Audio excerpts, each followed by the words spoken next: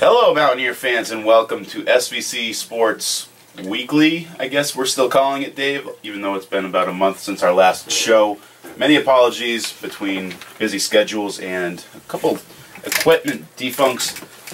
We've been off the air a little bit, Dave, but back at it here, ready to go. Of course, Mike Nosek alongside head baseball coach Dave Gage, who has pretty much, no pun intended but intended, in full swing of the season. Absolutely. You know, we're underway. We're getting our season underway, and volleyball is wrapping up, and softball is underway too. So looking forward to getting back with the shows and talking about all of our sports teams. Yeah, a lot to get to. We're going to recap the spring trips for baseball and softball. And let's start with softball, actually. Went down to Myrtle Beach, South Carolina. They had 8 games. Only 5 of those were NCAA contests. Won 1, lost 4. But the 4 they lost were against, Rutgers, Newark, team who had won the NCAA National Championship a few years ago, Division II Clarion University, and they played well. So I don't think Leanne Baker, head coach there for the softball team, came away, distraught by any means from that trip. No, it was a good trip for them. They played a lot of good competition, and they were able to, as you said, play teams that are at a higher level right now and where Leanne wants to get her program. So they were able to say, hey, how good are we? And, I think overall it's going to help them, and it may have helped them already back into the New England schedule. Yeah, exactly. They came back, and they played some tough teams with, a trip to Utica. They went down to Williams the next day, and they kind of got beat up a little bit there. But again, facing that good competition, I think it helped them go into conference play. Unfortunately, they were supposed to open up conference and the home schedule with a Leslie doubleheader at Willow Park right after the spring trip, which got postponed. So they had a little bit of a break before they started with Daniel Webster, and then they played Becker and Bay Path this past weekend. And, again, playing tough. Split against Daniel Webster, split against Bay Path. The Becker games were tight. They went to extra innings in the second game. So I think they don't have all the pieces in place there, but if you want to put it in terms of a puzzle, they flipped over all the pieces, and they just need to look at them and figure out the way to put them together. Absolutely. It's still early in conference play. Daniel Webster is a team that finished, I'm pretty sure, runner-up last year in the softball championships to Leslie, and they split with them. So as you said, they have a lot of positive pieces to the puzzle, and they just have to now put it together. They're all laid out. Now it's just finding what goes where and what piece goes to what and what piece fits with each other. And I think they're going to do that, and I think you're seeing a lot of things start to roll the right way. And now about halfway through the season here, make a step towards conference playoffs and hopefully maybe a conference championship. And again, looking ahead towards this weekend, it's a big weekend for them. That Leslie game, or those Leslie games that got postponed, got rescheduled for this upcoming Monday, the 15th. This Saturday, they're at Elms. This Sunday, they're at Wheelock. And then Monday, they welcome 4th-time defending conference champion Leslie University. So a really tough stretch. Hopefully they can get rested, get mentally ready for those games, and come out with some favorable results. Absolutely. Big weekend, and I think, we talked about this in plenty of other sports. You have that week on your schedule, or that little bit of a stretch where you say, this is going to determine where we are in our season, where we stand in the playoffs, where we stand in conference. And I think for softball, this weekend's it. Elm, very good team. Wheelock, a team that, maybe we should win a few games. And Leslie is, again, like you said, 4-time defending champions. And you got to at least get 3, if not hopefully 4, out of this weekend, and they'll be sitting pretty well. Wednesday, the Mountaineers are supposed to be at MCLA, weather permitting. And again, that Leslie game Monday at Willow Park here in Bennington. That's the 15th, 3:30 and 5:30 game times. We hope to see you there. Let's turn to baseball and again go back to your spring trip down in Florida. I know that you guys came out of that with a lot of enthusiasm and really enjoyed what you saw down there. Yeah, absolutely. There's so many positives out of this team so far. We set a spring trip record with 4 wins. We won our first game of the year. We were 2-1, 3 games in. So there's so many positives out of our spring trip that we took back.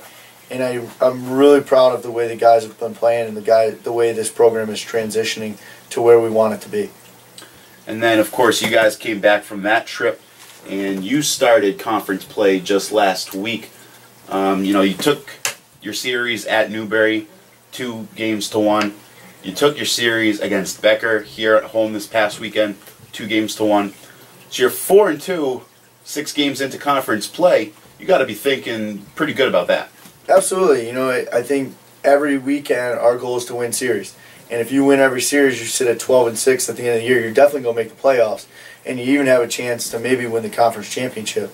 So that's our goal each and every weekend, is win the conference series, and hopefully we continue to do that. But we've done really well on the weekend so far, and we've played well during the week as well. For those of you who weren't here this past weekend, weren't able to see the dramatic finishes on Saturday, and those are the kind of games that I think really get the guys to liven them up and say, this is fun, this is what we're out here for, this is what playing and putting all that hard work is all about. The first game, bases loaded. First, you tie the game up on a catcher's balk, Yep. Something I haven't seen too common in my days of watching baseball. So with the bases loaded, Quentin Scott, a freshman, I don't know if he was nervous, but didn't have to swing the bat because he got plunked on the first pitch. Yep. Hit by pitch walk-off. Again, not something commonly seen in baseball. And then the second game, you guys had to battle back a little bit, and a shot by Roland Hernandez, a transfer that has been absolutely roping the ball for you guys, to bring in freshman R.J. Pinjator and take that game. Yeah, it was a very special day for us Saturday, and I know we're going to talk about some other things that happened Saturday as well. But just to have 2 walk-off wins on one day is really spectacular for the program. It just shows how much this team battles and how mentally tough this team is. Because in game 1, we were down 8-0, and we battled back. And like you said, for the dramatic finish of a catcher's block to tie it and a hit by pitch to win it is something that, as my assistant coach Robbie Heiser and I say, happens once in every 10 years, and for us, happens 10 times in 1 year. So it's just one of those things for us that we've dealt with it all this year. Now looking ahead, your Wednesday game at MCLA got postponed due to unplayable field conditions down there. A lot of snow and rain down in western Massachusetts, unfortunately. But then you come back with Thursday's game that welcomes New England College, a game where you could, pick up a win and have some momentum rolling into this weekend when you visit Lesley University. Yeah, your non-conference games are always big because they're your games where you try to get above 500 overall record-wise, hopefully be eligible for ECACs at the end of the year. And also, they prepare you for the weekend. So New England College on Thursday is a big game for us. Hopefully we come in prepared, and then, as you said, it prepares us for Lesley, which is another tough conference weekend this coming up weekend. Mountaineer fans, you can catch more of Dave Gage and his thoughts on the team, last week's results, and this upcoming schedule when we go inside the dugout on Friday. Check svcathletics.com to see that video. Let's turn over to men's volleyball now. Wrapped up the season this past weekend and made their way into the playoffs. So a big 3-0 win at Newberry College really helped that momentum, gave them that extra step up on Newberry to get the 4th seed. And they've been battling some injuries, but I think still you've seen them kind of mesh over the last few weeks and figure out how to play as a cohesive unit. Absolutely. I think those injuries have helped, as you said, is they've allowed the team to become a complete team and not just the starters out there playing. Everybody's had to contribute, and it really has helped them play much better later in the season together, and I think it's going to hopefully prepare them for the playoffs on Friday night. Yeah, Friday they play in the semifinal New England Collegiate Conference match at Endicott College, who is the host after going 12-0 in conference play. Perfect conference season for the 2nd year in a row for the Gulls. Blanked the Mountaineers 3-0 both times they played us. They're going to have their hands full Friday night. Yeah, we are going to have our hands full, but I think Endicott's going to have their hands full as well. It's a team that last year went 12-0 and lost in the playoffs, so they're definitely going to be ready to play. But I think we're a team that has matured throughout the year and is a team that says, all right, this is our opportunity. You know, the goal all year was just make the playoffs, especially as the season went on. And they see, hey, if we win 2 matches this weekend, we're in the NCAAs. And that's the whole goal for every program at this school, is make the NCAA tournament. You know, head coach Josh Stokes has done 3 seasons here at Southern Vermont with the women's and 3 seasons for the men's programs. And he's made the playoffs in all 6 of those seasons. So I think between his experience making it to the playoffs, you know, trying to find out what works and what doesn't, along with the guys on this men's team who were in the playoffs last year, you know, they should be going in hungry. They should be going in knowing that if they play the way that they have the last few weeks, they could come out with a win. Absolutely, you know, and they're prepared. They've played Springfield 3 times. They've played many ranked opponents throughout the year. Elmira, you know, on and on. Nazareth, MIT. You can continue to go on and on of teams that they've played that are ranked, and at times they've played really well against those teams. So hopefully, you know, they're prepared for this weekend, and it's really tough to beat a team 3 times, and hopefully that's the case for Endicott this weekend, and we get them the 3rd time as a charm.